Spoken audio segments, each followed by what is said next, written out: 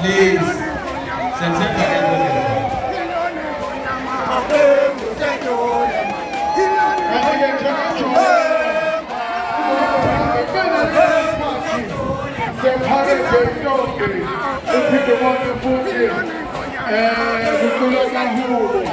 kanti-ke namhlanje kunesekhethekile eyenziwa ngoba kuhlonishwa umntwana kaphinde angene inkosi Mangosuthu Buthelezi obekwayo namhlanje.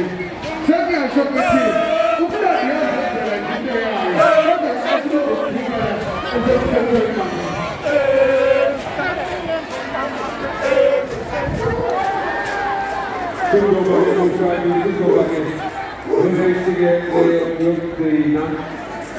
It's not